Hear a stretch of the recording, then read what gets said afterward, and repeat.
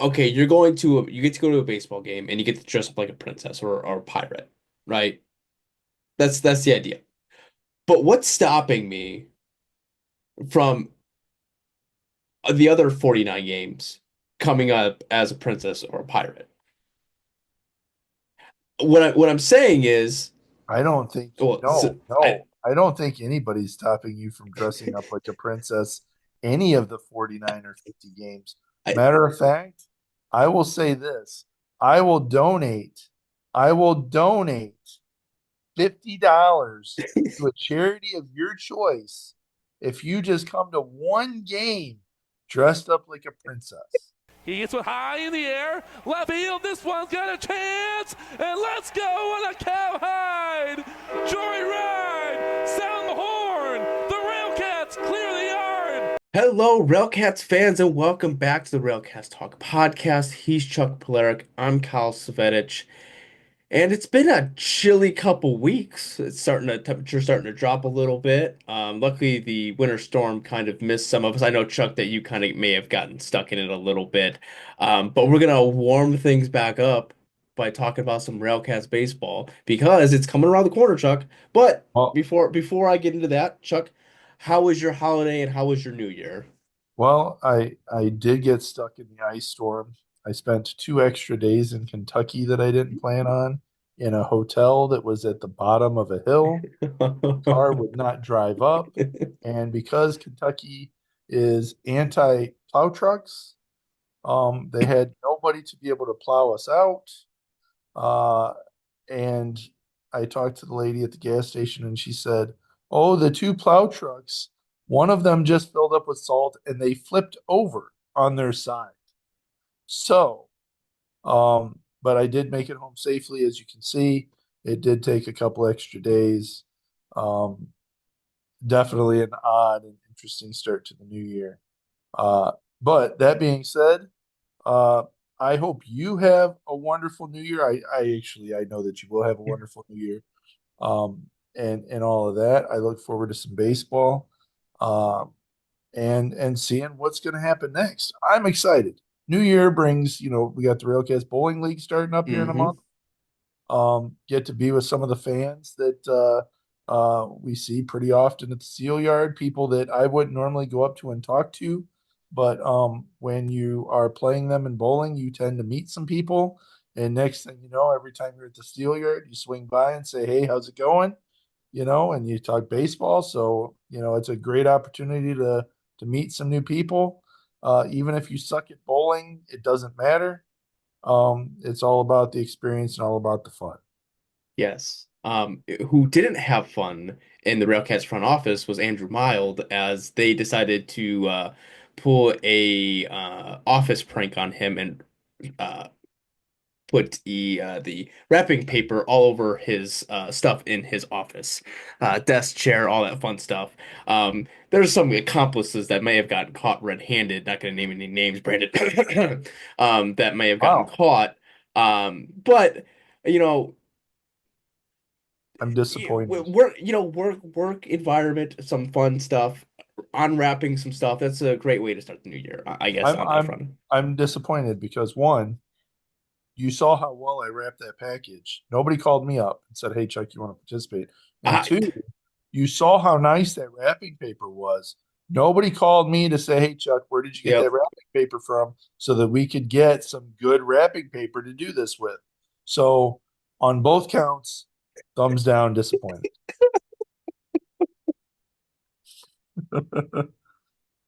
I always Well, something, I, don't I? I well, Chuck, with a new year brings a new storyline. Yes. And with that storyline, and we've had multiple discussions, and starting this podcast, it was all about what the product on the field was. What are we doing? How is it? Because, at the time of doing this, I fully didn't understand independent baseball. I understand the game of baseball. I understand how it works, but I didn't understand independent baseball.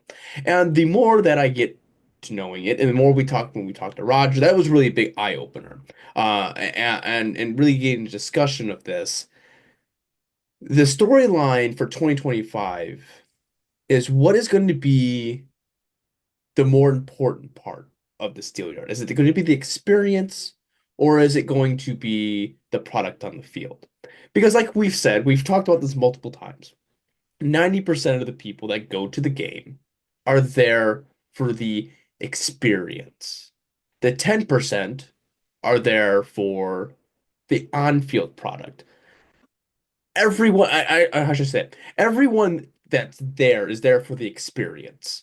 But really only 10% of those people are for the experience and the product on the field. So I guess for the question for me to you is what do you think, a Joe, an Anthony, we're gonna leave Lamar out of this because his side of this is just the product on the field. He could care less about what the experience, the in between innings atmosphere is like. He's more concerned about the product on the field. So going into 2025, if you're sitting there as the owner Joe and Anthony, and you guys are sitting there discussing it, what are your main concern? What are you looking for in your 2025 season? So, you mentioned something, Roger. I want to say this first. Roger's team made it to their championship. Yes. Football made it to the championship. It was a close game. They lost. Hey, Roger, if you hear this, great season. Congratulations on making it to the finals. I hope to see you again there next year. Great team. They played their hearts out. So, great season. Um, Second thing is, I want to correct you on something. Um, Lamar does care about the environment. And the reason why I can tell that is because of the people that he picks. He picks people that are, if you just go out there and you play baseball and you play dominant baseball, right?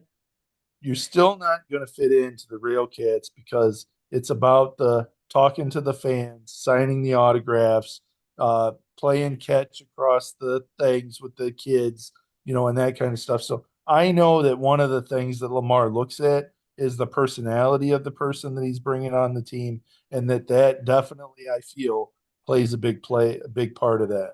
So I think he does care about the atmosphere of the park, not necessarily just the on-field product. I guess where I'm getting at with that portion of it is his when he comes to the ballpark, his job is what the product on the field is. He Yeah, knows what his job is necessarily. So absolutely. yes, he understands the logistical side. We both agree he gets it. He Yeah, understands yep, what brings people to the ballpark. But at the end of the day, his you look at his job based on wins and losses. yep, That's his department, wins and losses. You don't have a baseball operations role. right, Yeah, Anthony is not a baseball guy. I'm not saying he's not a baseball guy. He is more of the day-to-day operations of how to run a baseball team from the entertainment side of things. right.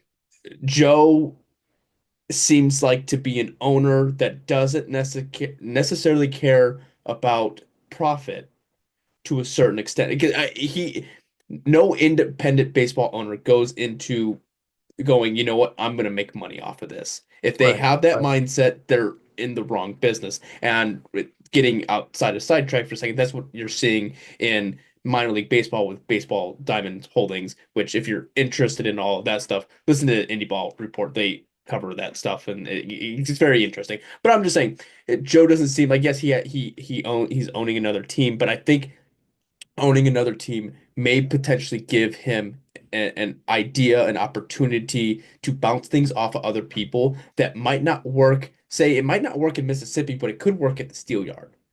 So Yeah, I just think though that's going to open up more variety for things, and I think Joe is that person that's going to have that ideas to throw out. But I guess in the long terms of things of where the fans are, because what I'm getting from the fans that are around, what they're mostly upset about is the product on the field. right. But would is that because of the promotion side or the experience side not the same as it used to once be. So you're more concerned about the product on the field. I think so. First of all, they kind of go hand in hand. Um, Obviously, if you're winning, right, you tend to Mhm. bring in more fans, but you're not necessarily bringing in a lot more fans. If you have promotions and you're losing, you're bringing in a lot of fans. I mean, we had an awful season, and yet they sold out when they had Union Night, right? Mhm. And so, you, this is how I look at it. I want the RailCats, they've been here for 23 years, right? Mhm. I want the RailCats to be here for another 123 years. Okay. I want them to be to outlive me. Okay. Mhm. And I hope to live another 123 years. Well, Um, maybe, you never know, right? Uh, but that being said, the team has to be able to make some money. Mhm. Okay. They have to be profitable. You're not going to make a killing. They don't go in this to be rich, but they also don't go in this to be broke, right? It is a passion of love and cost, Mhm. right? But you still have to be able to make a profit. And I believe that the RailCats make a profit, even on a year where they don't make the playoffs and they have an awful year. I still think that they make a profit. But here's the thing: I think that those 10% of the people that really want on the field product to be successful, really want to compete. They love their team. They're involved. They're invested, right, in this team, and they want to win. Okay, I respect that. But I think that the longevity of the team isn't based off of winning and losing. I think the longevity is about having a good creative team and about having good promotions and a good environment. So us having the steel yard is a huge plus. Mhm. You can go to Kansas City and see that they've got the tore up field and all that stuff. They made some bad decisions, and it hurt their product, right? And it'll take a while for them to recover from that, right? They don't have uh, let's be realistic. I go to the field and sit down and I look at the field and think of how beautiful it is. Mhm. I find peace and calmness in going to the baseball field before the guys get on the field. Peace and calmness going to the field and looking at the field and thinking of, wow, that looks so beautiful. Now, once we get on the field and we wind up getting into that ninth inning, we're leading by a run, and I'm like, oh crap, the difference of my peace and calmness, right? But that being said, so we've got a kind of an ace up our sleeve there, with the way the field is. Um, Couple that with the fact that we've got great office employees that seemed like they are like very um, selective about who we hire, Mhm. very selective about the people that we have doing certain things is magic. Um, and the personality that these people have, it just really fits. We had talked before about them hiring the new uh, what is it? The Uh, new mark online marketing marketing. person, Yeah, I'm just um, gonna and being able to see the difference that we have with what they're posting online and stuff. That's great. You know, having interactions with that, fantastic. So I think that they've got that stuff covered. I would like to see them invest more of their money in the promotions and in getting people into the stadium. Yeah, it's the marketing promotions manager, Noelle McGillen, I believe it is. Yeah, They don't have her picture up, but that's the new marketing promotions. And this is one thing that I would have to say, there's a big difference with the social media aspect of it that's been going on that we've been lacking in, and that's nowadays you have to be on the social media. And I mean, but even way back when, we go to hot dogs with Santa, or we talk to Roger, and they're talking about the YouTube specials, and then just things that they were always doing. That's what keeps people engaged with it. It keeps it in their mind of like, oh hey, the RailCats they still exist. Like we still they still have to, I think having Anthony Abatini winning the play of the year really helps keep that kind of going a little bit, being in those rounds. And I think the American Association should do that a little bit different because I think having it spanned over like 5 days of just randomly that's beside the point. I'm just going on a tangent. Well, and thank you to the Nacho The family Nacho for all family. the votes. I do think there is one person out there that thinks that the voting is a little suspicious. Really? Yeah, some I think a Facebook user or X user. I'm not 100% positive, but there was one person that thinks the voting was a little suspicious this year. Interesting. I know I don't understand why they would ever think that. Hey, the Nacho family is a big family. I You get know, but listen, out of all the plays, if I'm being honest, out of all the plays that were there, that was the play of the year. it was a Like very nice play. it was, it's not like it was like the guy hit two grand slams in one game. Like, yeah, that's cool, but that's not a play. Those are plays. But No, I would put that play up there with Lamar Briggs diving uh mm, into the stands and catching that foul ball. I would put that up there with that I would play. agree. To me those were two of the best plays I've seen in baseball. Yeah. Uh, So, but I do feel like sometimes we do beat around the bush a little bit when it comes to Lamar Rogers. I think we beat around just a little bit because you like him, I like him. We think that he understands independent baseball and what it means for fans that do show up and that do care. Um, he does understand that.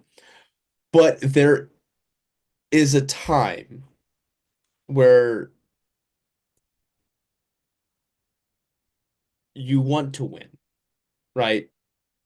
Because I think at some point you're like, hey, you're trying to recruit players, and they're like, oh, okay, I've never heard of the RailCats before, but I need an opportunity to play. Let me look them up real quick. Oh, they haven't had a winning record since he's been there. Do I really want to go there? Is that a factor? Now, I'm not saying it may not be a factor. I may just be pulling this from left field. I'm just saying I think I'm working on a little project. It's just between the new year and the store inventory and all that other fun jazz. I haven't been able to break it down, but I'm working on a project of taking players over the past 3 years that have had affiliate experience, and then out of those players who have had visas or not visa, I would say that were born in a different country. right, um and compare it to so far what the roster is this year. And so far there's only one person on that now the roster. There's not a lot of signings, but there's only one person on the roster this year that has that's an affiliate experience and has a visa, and that's Andres Diaz. Like, that's the only person out of it. So I guess the storyline is what kind of roster are we coming up with? Because it seems like his roster seems to change. Like he seems like he's trying to tweak it a little bit, but the tweaking does vary heavily one side or the other. The one thing that's been consistent is affiliated players, and majority of them have visas. right, That's what been the big and that you sprinkle in how they play a little bit. right. But we have to be able. I guess. Here's what I think happened. I think that we really weren't worried too much about Winnipeg. Then all of a sudden, Winnipeg is a winning team, and it's like if we were in that situation, half of our roster wouldn't be able to play. Yeah, but I still think it's the matter of this may even go into the cost effectiveness of this may affect the RailCats cost in general because it does cost money to get players visas. It's not Right. like the American Association is like, oh yeah, sure, we'll give you the money for it. It's not like Right. the players are like, I'm gonna have to pay for this. No, Right. the team is going to be the ones paying for those visas. Yeah. And you saw it with Jesus Mariaga. He was supposed to be with the team, but I'm pretty sure he had some visa issues or Yeah. whatever the case may be, and he wasn't able to play. So that filled up a roster spot. And it's a lot of the what if game. You're right. You could get a player um and think everything's fine, and then you come to the season and his visa's expired, and now you have to go through the whole government aspect of it. I just don't think that he things were constricted. We sit there and we talk about the major flop overs, the Kansas City Monarchs, the Chicago Dogs, the teams that are winning are constantly rotating their rosters, filling in the weak spots. Yep. But you didn't see that for the past 3 years because you couldn't do that because you kind of you put your money in a pot and you want to see if that you put your money in the machine, You right? overinvested. You Yes, overinvested in the people that you had, and now you have to deal with the consequences of that. You see that in business all the time, right? You hire in a guy, and you're like, "Hey, brought this guy in. I paid a lot of money for him. Well, he's not paying it out. Well, but we paid a lot of money for him, so we need to stick with him, right? You see that in yes. baseball, or hey, he's a first round draft pick.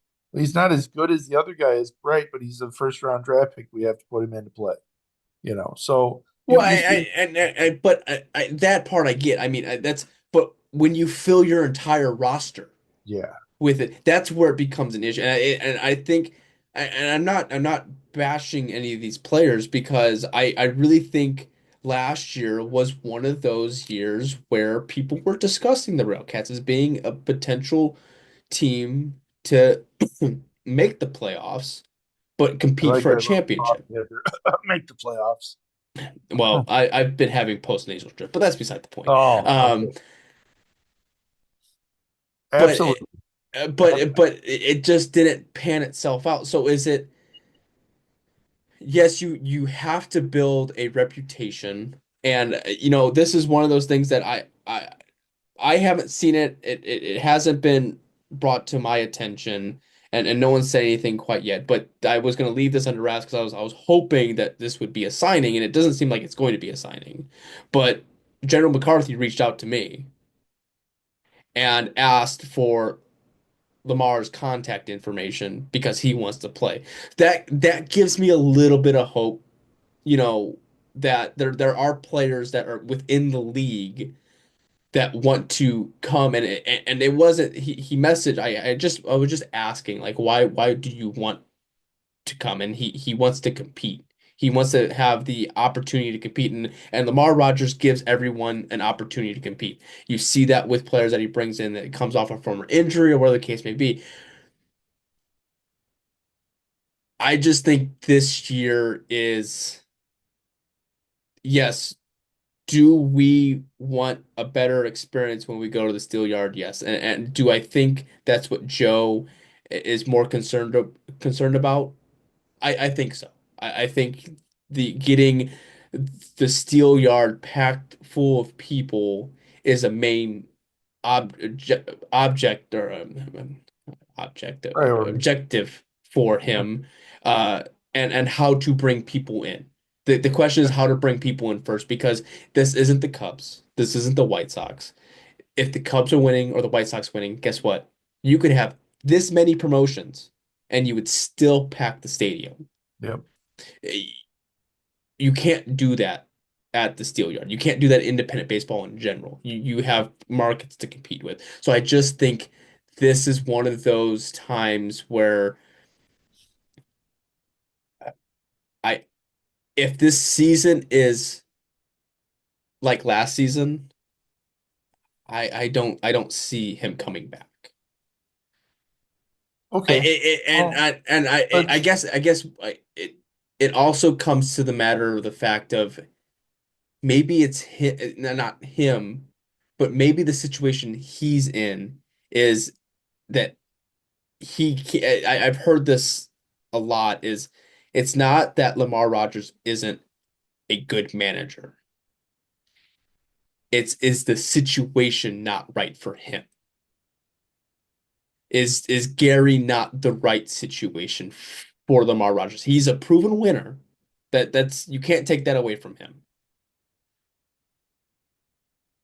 But at some point, for the betterment of himself, would it be better if this year doesn't turn out the way we want it to turn out? Would it be better for everyone just to mutually separate? Would I like to see it personally? No, I like Lamar. He gets it. He's a nice guy. But at some time, at some point, when you haven't had a winning record yet, and the season just keeps getting worse and worse and worse, at some point you have to have that conversation. Yeah, okay.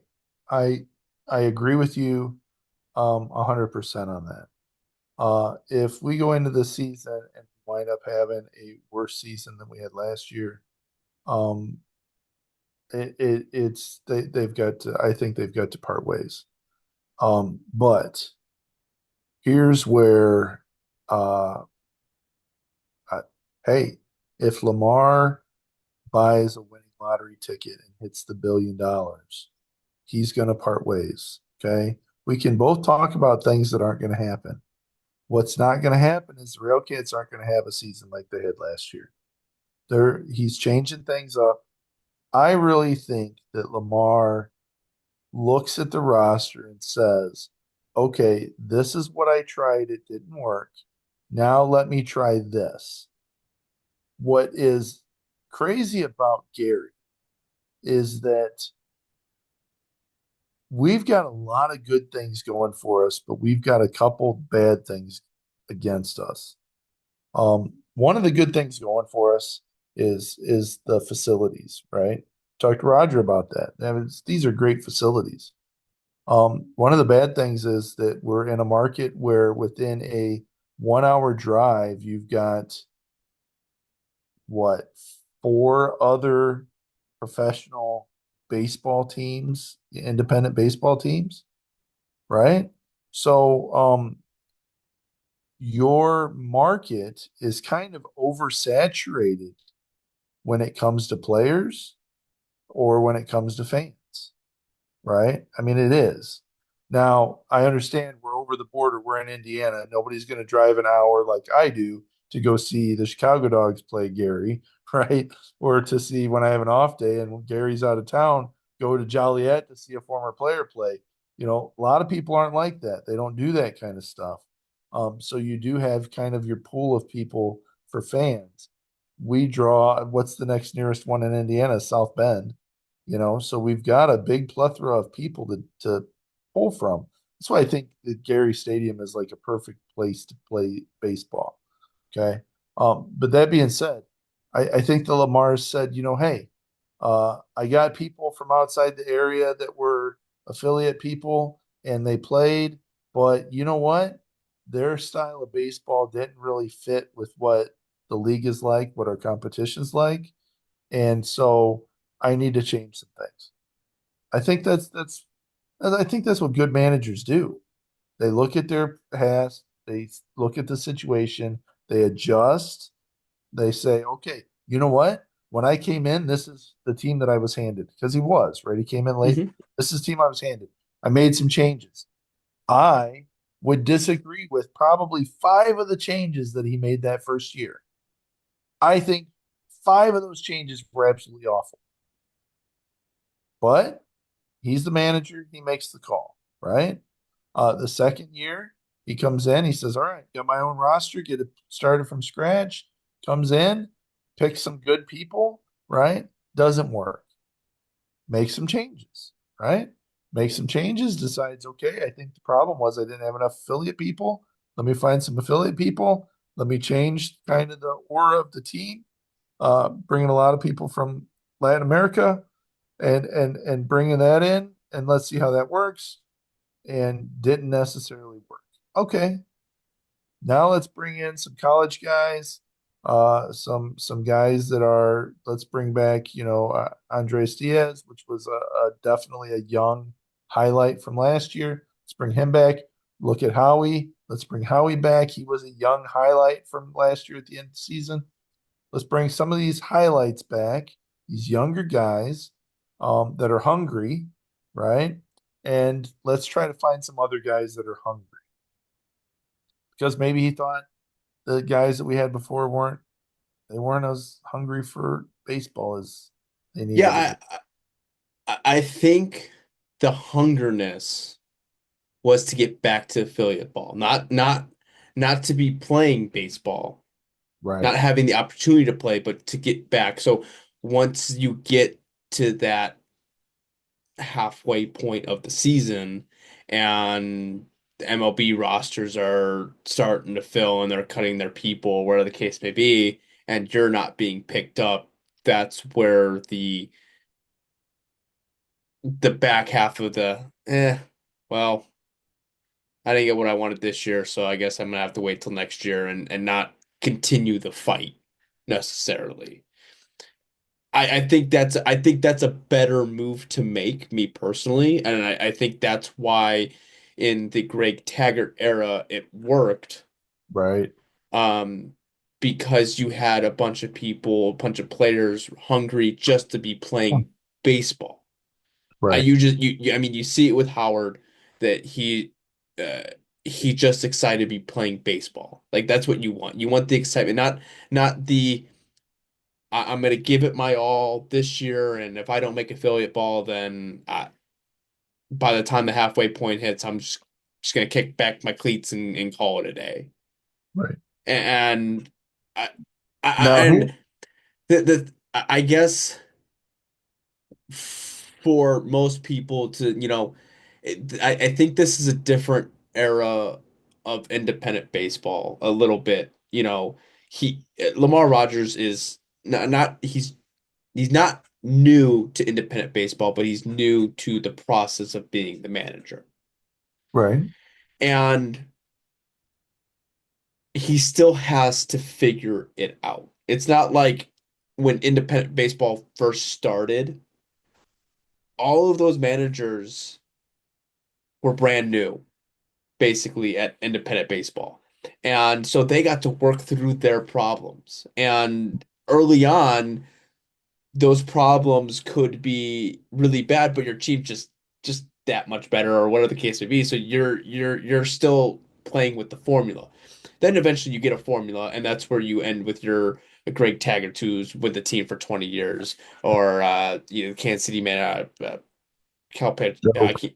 Yeah, I'm terrible with names, but I'm just saying you get even um uh is it Stu's brother? I can't think of his name. The pitching coach for Creamer uh, or yeah, the Dogs. dogs. His Yep. his brother's a manager, and I believe in the Frontier League, who's uh, been managing for years and is one of the top echelon. I'm just saying those people are able because they've been around for so long that they understand independent baseball. Right, they've got a formula, and even like we can go back to Taggart, right? Hmm. Taggart left, and he wasn't successful right away. Yeah. Right? I mean, he was in Winnipeg, and they went from being good to being awful to being good again when he was gone, right? And it's because that formula has to change. It has to be a formula that you're constantly tweaking. Look Yes. at look at the Chicago Dogs. Look at just about any, actually every team. Look at every team out there except for the RailCats. Go let's see, we start the season, and then all of a sudden you see that guy pitchers are getting released and new pitchers are getting picked up. Couple fielders are getting released, couple fielders are getting picked up. And you watch, and what it is even though these teams are in first place, they're still saying, what's our weakest link and how can we improve? And they're doing that the whole season, right? They're constantly reassessing what their team looks like. And even like the Chicago Dogs, I mean, heck, they get rid of some fan favorites. Jesus Logano was a fan favorite, and they Mhm. get rid of him and bring in somebody else.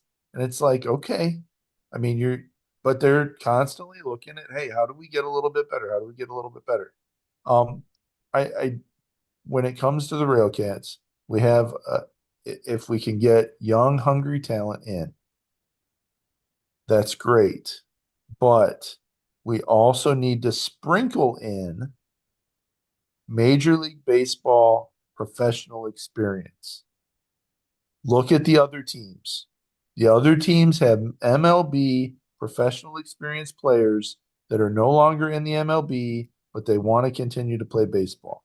You need to have that sprinkled in to your lineup because this is what, when you have somebody, um, uh, you have somebody that has had the experience that comes back and just loves to play the game, and you have young guys that are hungry, they will gravitate and feed into that experience and they will excel because that guy or those couple of guys that are on the team will lead them on the field. You Yeah, need that. And we're missing both of those. We get some young talent in, we don't have the XMLB experience to show them or to lead them. You need to have. We keep doing it. We need to have uh, uh, a good catcher, a yeah, guy with experience as a catcher. Because if you're going to bring in young arm talent, they need to have somebody they can rely on behind the plate. And we shoot ourselves in the foot when we bring in a guy that doesn't have the experience or he hasn't hit that level, and pitchers are throwing extra pitches because it's past balls, or throwing extra pitches because the catcher isn't calling the right calls for them. Just stuff like that. I mean, you need to have solid behind the plate. And that's where a Hector Sanchez comes in. It's I pitched that last year, right? hmm Is we bring in a Hector Sanchez. Here's a guy that's dominant behind the plate. He's going to help your other catcher get better. He's going to help your young talent get better. And right there, you've got the World Series experience of a guy that can lead these other players. You yeah, need that, and what they'll here's what they'll do. They'll look at the work ethic that that player has, and they'll say, I want to mimic that because that's what got him to the MLB, and I want to do the same thing. When that guy shows up early and he works out, he's out on the field first. If he's joking around and he's livening up and being loose, those guys are going to liven up and be loose, and they're going to follow that. I agree. And this ties a little bit into the experience. I think we need to get a player or two that's from the area. Yeah, An Alec Oled. No, I'm not saying that, but I'm just saying having an Alec Oled person, someone going, "Oh, I went to high school with him," or "Oh, hey, I went to." That goes, "Oh, he's playing baseball. I can go see him play." Or a yeah, family member. You get a hometown guy that people can rally around a little bit, and they would know who he is to a certain extent. Like you get it's the oh, a kid wants to play baseball. Oh, this kid's from the area.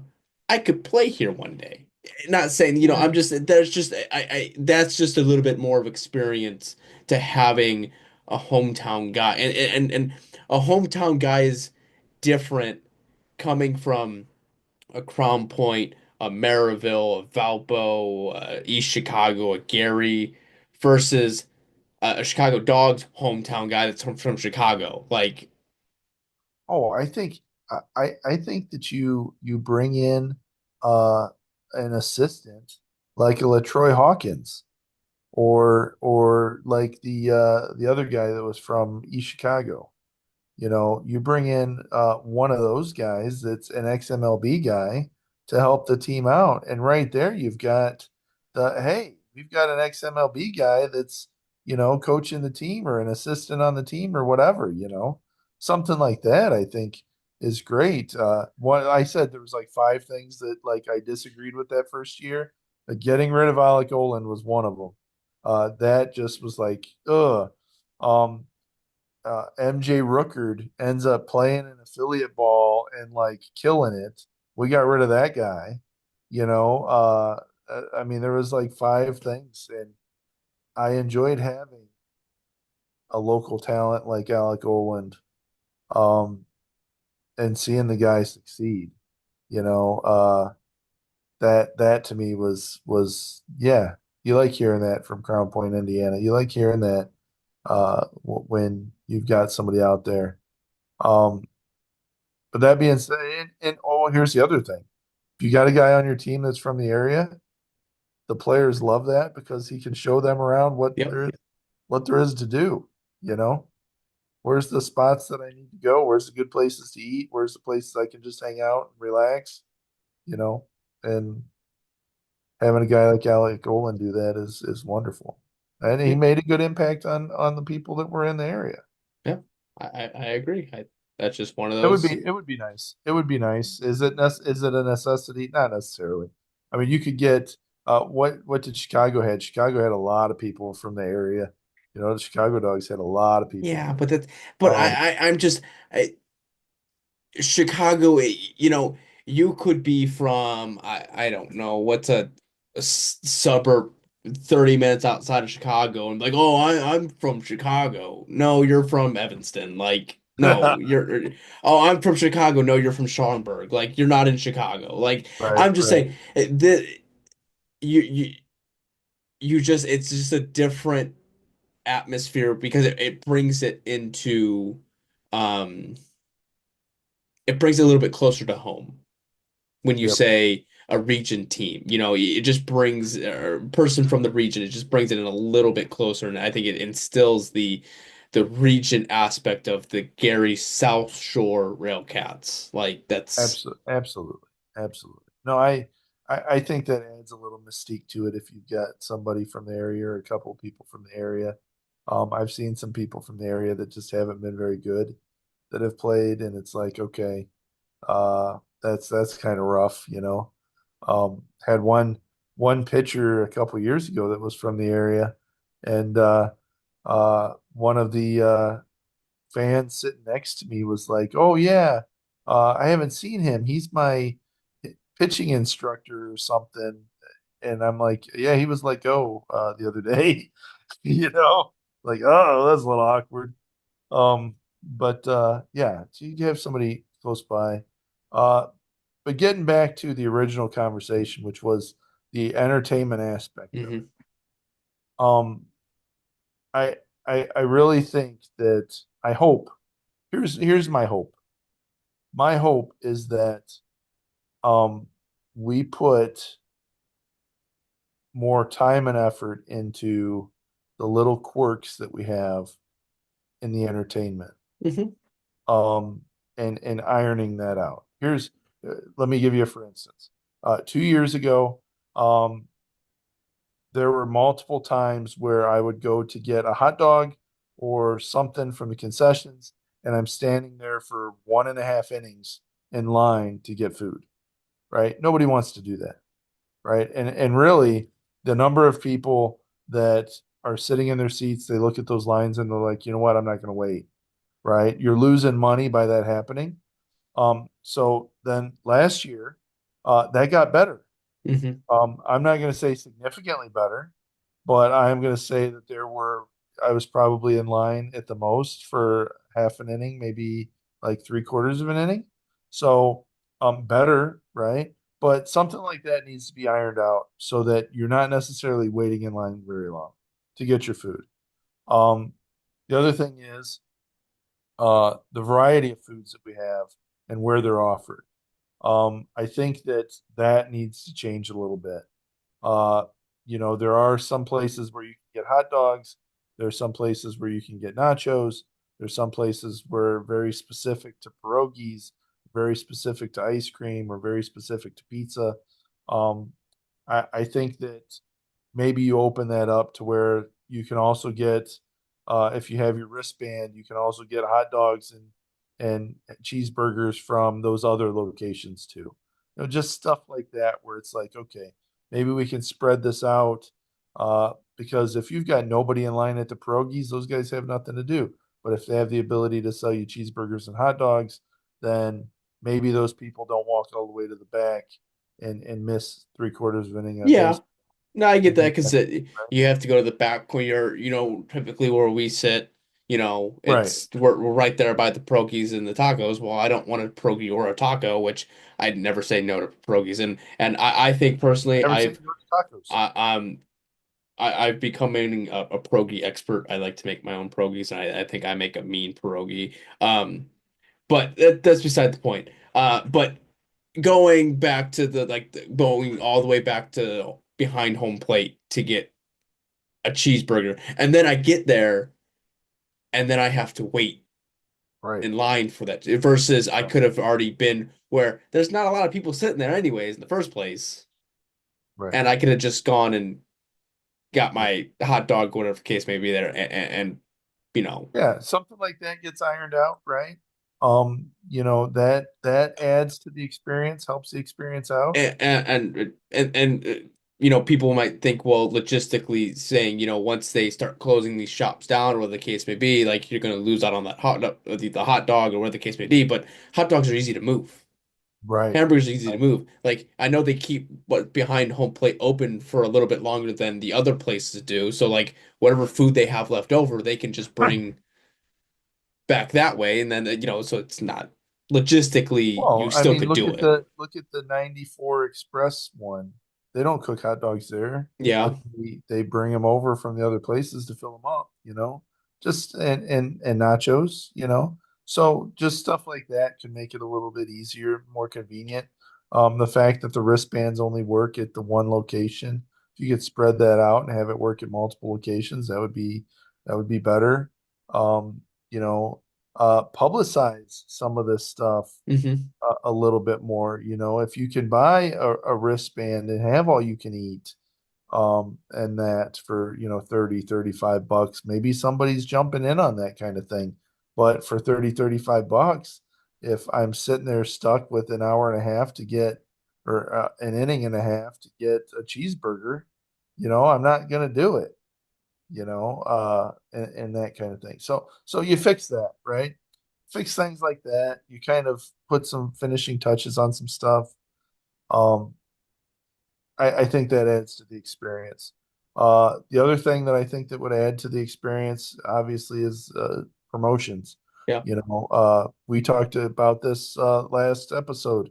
The calendar that shows the promotions. Look back and see what kind of successful promotions that the organizations had in the past 20 years, and don't keep pulling from the same hat over and over and over again. I get it. Prince and Princess Day is great. Wonderful. Uh, but every year, you know, But here's a little quirk to that. You have the princes and the pirates and all that. Like I get if you want to make that a staple, that's perfectly fine. But to me, okay, you get to go to a baseball game and you get to dress up like a princess or a pirate, right? That's the idea. But what's stopping me from the other 49 games coming up as a princess or a pirate? What I'm saying is, I don't think, well, no, no, I don't think anybody's stopping you from dressing up like a princess any of the 49 or 50 games. I Matter of fact, I will say this. I will donate, I will donate $50 to a charity of your choice if you just come to one game dressed up like a princess. A oh charity, how could you say no to a charity of choice? $50. I well, will donate I $50. guess I'm gonna go to Princess and Pirates dressed as a princess this year. Um, There you go. fifty but dollars charity of your choice. but what I'm saying is like if for me, if I'm gonna, I get that's the theme, like it's a theme night kind of deal. But what happens if I did show up as a pirate or a princess and I got a free hot dog, or I got a 25% coupon off at the team store? I'm just saying if you add a little bit more to it than just, hey, you get to dress up for a day. Well, so they add to it because you've got the princesses that you get to take your picture with and that kind of stuff, you know. So you get some, there's a little I add-on thing, I'm just saying you're running a promotion, then you have to hire those people, right? and uh, I guess you're basing it off of the ticket sales to a certain extent, but what if you have 100 people dressing like a princess or a pirate, whatever you want to be, and they get, I don't know, a half off of a hot dog. A hot dog's what, $4? Make it $2. Make $200. Like you're making something back at least with it. Although I guess I my mind is in the aspect of yes, that's cool. You get to dress up, but what more can you tack on it to just make it to make the cart a little bit bigger for those consumers, Right. your customers, to make more money for not I guess not make, yeah, you will obviously make more money, but to reward fans for their support by having better promotions. Right. So if you dress up like a princess, you get a tiara. If you dress up like a pirate, you get a pirate patch, right? If you not necessarily a giveaway, like everybody gets it, it's a hey, you get a special RailCats tiara or RailCats patch if you've dressed up like a pirate. Stuff like that would be kind of cool. If there's some sort of a thing where, hey, you buy a hot dog, you get a free small drink for princesses and pirates, stuff like that, just to get people to participate. I think Well, that it's would be I cool, you're you just know? adding to it. Yeah. Um, but that being said, I think that the creativity has kind of gone out the window a little bit. I'm And sorry. I'm thinking myself dressed as a princess this year, so I'm just I'm trying not to think of dressed as a princess. Well, because it's going to make me laugh and it might make me puke a little bit, but um, more laugh, maybe laugh while puking, whatever. That being said, uh, I I would like to see, from the entertainment standpoint, them pull out the stops and really get Mhm. creative with the promotions. That's I what I agree. want to see. Come up with that first. They do the calendars, right? I can here's the things I can guarantee. I haven't seen the promotions. Okay, I can guarantee first game we're handing out calendar magnets. I can guarantee last game we're handing out baseball cards. There you go. I already got two of your promotions that I can almost guarantee.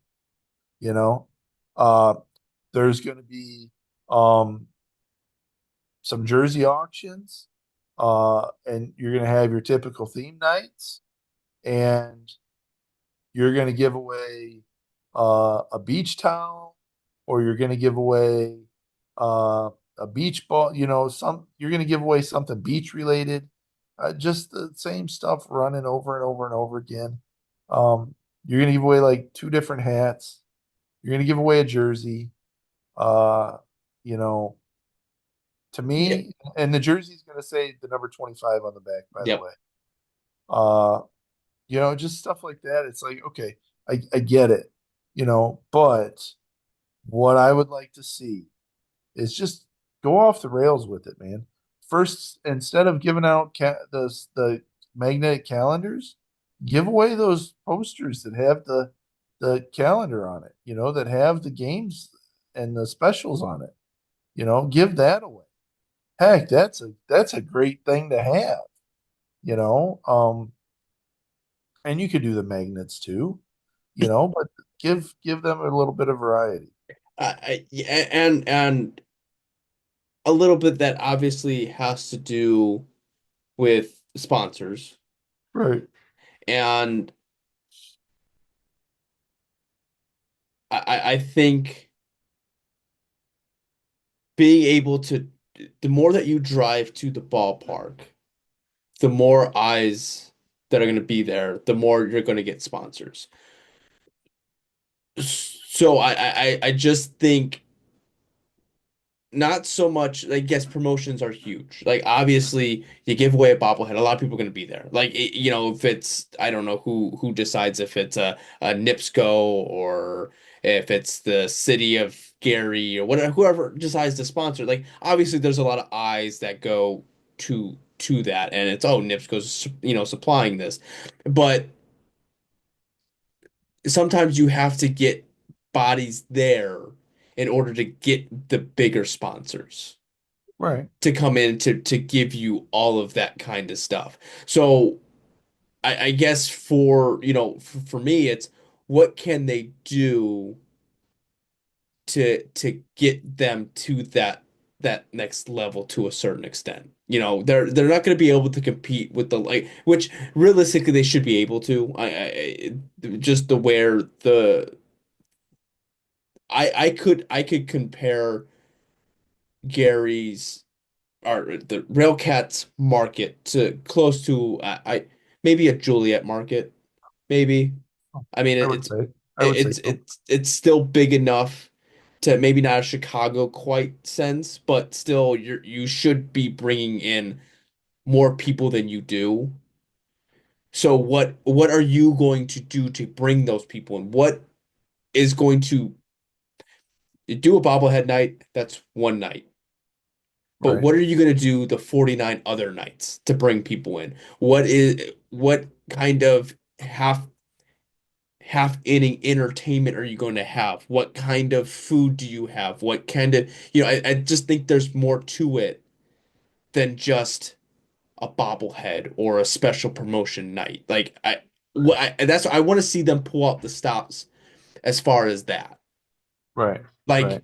I, hire a freaking clown for all I care and to do Oh, look at crazy look at what balloon look crap. at what oh, who is it that does that? Um, one of the teams has one of these guys that has a dog that does dog Yeah, tricks. that was Kane County. Went to the Kane King County game and County, the guy was yeah. doing dog tricks. Another one has where a guy can balance things on his nose, I love you watching that know, guy. stuff like that. I mean, that stuff's pretty cool. It would be definitely cool to see that kind of stuff, and you're not talking something that's like outrageously expensive or whatever. But, here's another thing I was thinking. What if you had a RailCats Talk podcast night, where we sponsor something that gets given away? You got that big raise you were talking about with your promotion. So Chuck, I what? want you to listen to me very carefully. Listen, listen. Very carefully. Yeah. I still do not have the funds for that. Oh, And depending in a couple weeks, I may really not have the funds for that. right, right, right. So, So, so so what you're saying is spend it now. yeah, spend it now. Yes. And listen, I tried. I told you this story. I don't know if I said it in a podcast. I tried. I tried one time because it was a windy game and Railcats players' hats were flying off their head. And Andrew Mild mentioned something about getting a sponsorship. And I may or may not have messaged him and said, how much? And he's like, I don't think we've ever had a fan do a sponsor before, blah, blah, blah, whatever the case Right. may be. So I'm just saying, it's not like I haven't thrown the idea out there. It just, I threw We out the should line in the sponsor bait. something. We And, should and sponsor something. I, Okay, hold on. What if we come up with our own t-shirt design and we buy 500 t-shirts? No, that's too much.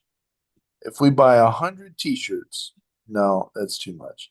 Let's say we buy like 50 t-shirts and we hand them out outside the stadium as people are coming in. That's our sponsorship. would that be classified as soliciting? I don't know no, because you're giving it away for free, so you're not actually trying to get. Uh, yeah. We could have RailCats Talk podcast shirts that we give away that say RailCats on the front. I probably can't do that because of trademarking. Let's Rail Kittens. We'll put Rail Kittens across the top, and they can come in with those. We You know what? I think it's more or less the logo and not the name. could be. So I would if I logo just did cool. like some random like Times numeral number, should be fine, as long as I don't have any logos Hold on necessarily. a second. We will personally spray paint RailCats on the front of the t-shirt. Every one of them, all 50. Sketch it. Just to Just save just money. just just Sharpie it. Right. We'll sharpen it, right? Uh no, something like that would be kind of cool, I think. No, I I'm don't know just why I'm just guys to I me don't know why sponsors aren't jumping at things. That's what I think. I just I think this is the prime time just to take the wheels of the training wheels off of this thing because Yeah. I think the issue is that we were on first starting out this podcast when I first started it, we were on the back half of the Salvi family having this. So I think it was neglected. And now Joe finally takes over. It takes a year or two to kind of get a foothold on the situation a little bit, see where your numbers at, where your bottom line at, and what do you need to work with, right? You have the people in place. I think you have a good marketing director kind of style that's bringing the social media aspect to everything together. Now it's just what do you do to get the fans back into the stadium and what keeps them engaged and going, I could go back there again, not for the baseball, but for the atmosphere. Right. Right. That's what I go back for the atmosphere. I go back because the field looks beautiful. I go back because they bring in some awesome players that have some great personalities. And I can sit there and talk to them. I go because the other teams that we face, I can run my mouth at them respectfully in most cases, and they'll run their mouth back at me, and we'll jar back and forth and have a good time. Just stuff like that. Uh, to me, it's a great overall experience, Yeah, right? And I it's affordable. Yeah, I no, mean, it we're not. is. It is. It's affordable and it's a fun place to go. I'm just, the crazy off the wall promotions or maybe updating the kids play center behind center field a little bit. Just how many people go there and drop their kids off to go Nobody. play Nobody. and then for them to watch a baseball game. Like that's what's gonna bring them to the game, right? Yeah. So give the kids uh, a little bit more. And this is things that are done. I think we get every podcast we've been talking about. We just end up leading off with promotions and other stuff because I just think that's what me and you both enjoy is uh, the baseball side of it. But sometimes when the baseball is not something to really talk about, you talk about other things. And I think if we were talking about them in the playoffs, we would be talking about, oh, what players do we look forward till next year? But you. I I do like the promotions. I like the different theme nights because it changes things up. Mhm. I like kind of the way that the different things are as far as I like them running the field in the outfield and stuff and seeing the kids trample each other. Stuff like that I enjoy seeing. Um, but I'm going to make this plea to Joe. Hopefully he watches. Hopefully this gets back to him. Joe, my plea to you is to open up the purse strings just this year, right? You've had 2 years to really kind of get a financial grip on what's going on and kind of feel everything out. But Joe, I ask that you just open up the purse strings a little bit and get us some really good promotions. Now, I'm not saying, Joe, you personally pay for it. I'm saying just maybe open up the purse strings by hiring somebody or giving somebody some extra hours or something like that to call up and get some more sponsors or giving them the leeway to be able to drive and knock on some doors of businesses and try to get, stuff like that. Just open up the purse strings a little bit so that these guys can get us some really good promotions and don't settle. Don't settle for the same thing over and over Mhm. again. Let's make each night special that somebody's going to want to come back and come again and see something that's different and experience something that's a little different from the last time they were there. That's my plea to Joe on this one. Uh, that being said, We've got baseball coming up here in a couple months. We've got a new year. I look forward to it. I got one more, and this Oh, is here we just go. I got one more promotion, right? Here we And go. this is maybe a little bit of just myself and I, because I've been wanting to do it for years, but I just never do it. So the Indianapolis Colts do a well, yeah, I think the White Sox do it too, but I think the Colts they end on the 50-yard line. They do a 5K every year, right? So they run through they only run the 3 miles, whatever the case, and then they end up back in the stadium. Right. Right. How cool would it be if they did it for Gary, for the RailCats, right? That you run down the steps onto the field, and like that's where you end, right? Did you see that? I think it was King. No, I think it was Chicago Dogs had a K run. Oh, did they? It was like a .01 K where you came out in the winter and you just ran the bases one time. Oh, that's cool. Yeah. Yeah, you Yeah, know. I know you're not a big, but I'm just saying that would be something interesting for like you sign up for it, you get free tickets to the game or whatever the case may be, and you end up on the field. Like it could be on a game day, and I know Noah may not like it, a bunch of people on his field at the end of it, but I'm just saying that's just Have what you come in contact with Noah and I'm talked to listen, him? listen, listen, Linda, listen.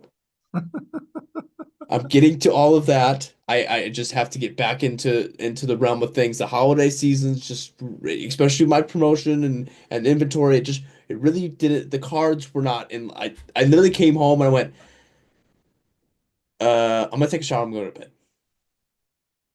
Well, I come This home. I this would come hobby of home, run in yours 20-degree is weather, and demanding, my then friend. This hobby of yours of doing this podcast is demanding, and you're neglecting it. It's like an infant. You can't there. neglect an infant. Listen, there's a reason why I decided to go on a little bit of a hiatus. Okay.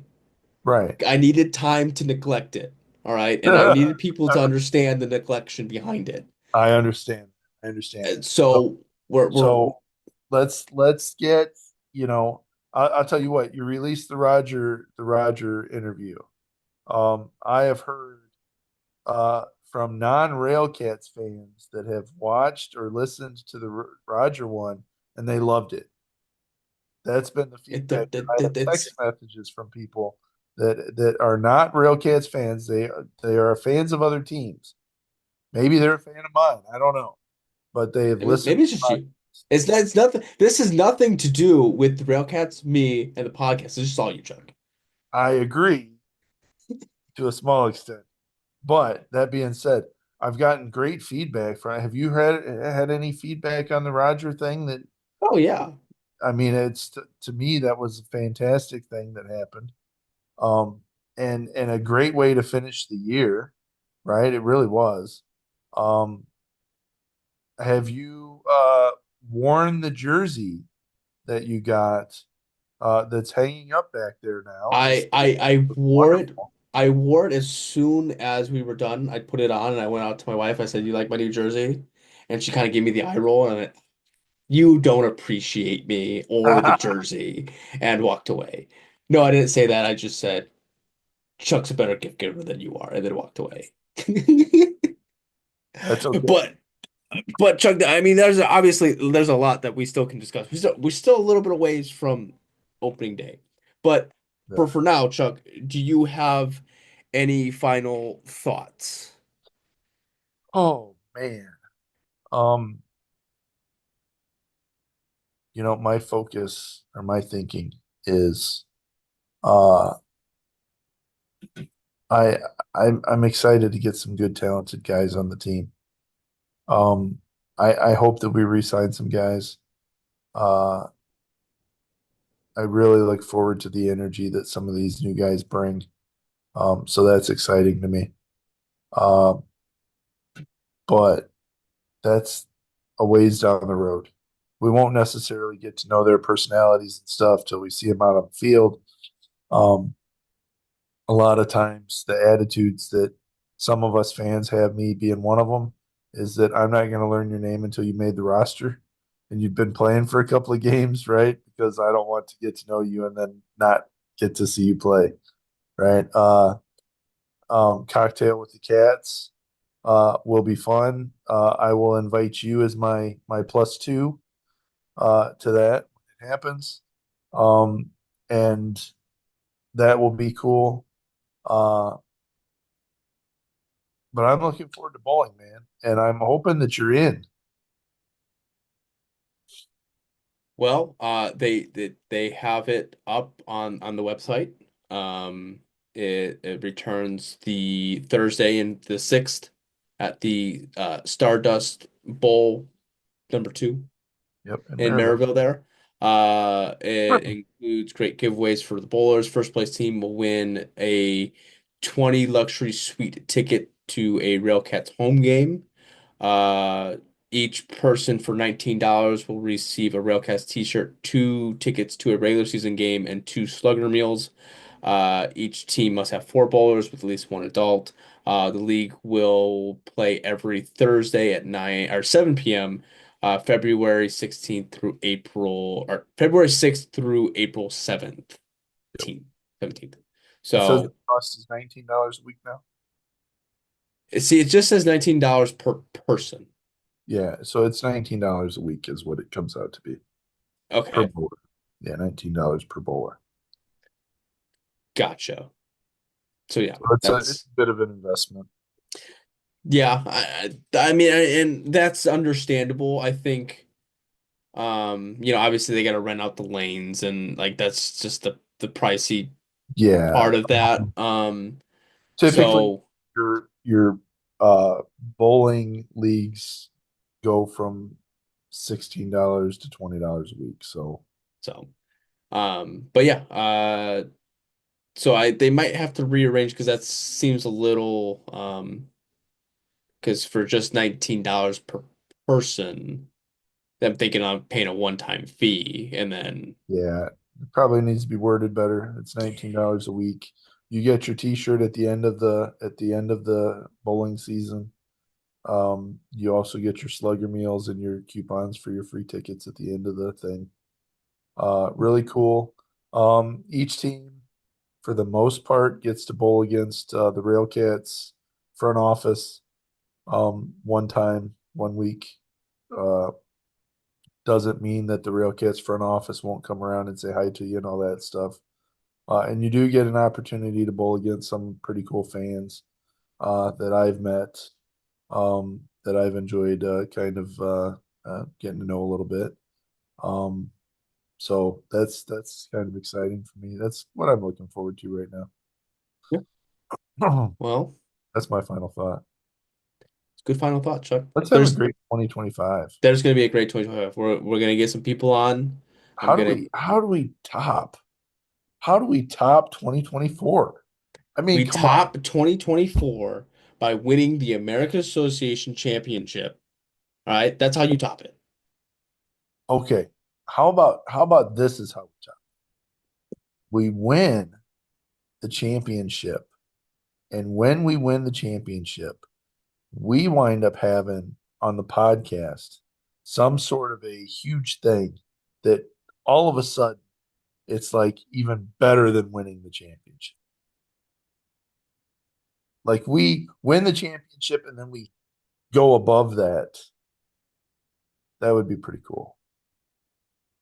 Well, I would say nonetheless, my 2025 is probably going to top my 2024. So I think that personally, you have probably, I'm hoping you have the best 2025, the best year of your life. And I think that that might actually happen. So, that being said, that's great. But podcast wise, it's going to be very hard to beat. I just listen. Here's my final thought. This is my final thought. I just want to watch a team that I watch and I root for win. Okay. Right now, I got hopes for Notre Dame. All right. They're in the Peach Bowl, Orange Bowl, Whatever. whatever bowl it is, against Penn State down in Miami. Yep. And then if they win that, they on the national championship. But outside of that, all the rest of the teams I root for have been dumpster fires. Yeah. So I just want a team that I can say when I go to work and people go, "Oh, it's a RailCats hat. How are they doing this year?" I can say they're doing good and not garbage. That's my final thought. That's Here, what I want for no, my 2025 season. no. See, because here's where you made your mistake. What you should always say when they say how the Rio Cats doing, you say they're doing fantastic. They're winning all the time, practically undefeated. Because that person that's asking you is not going to double check.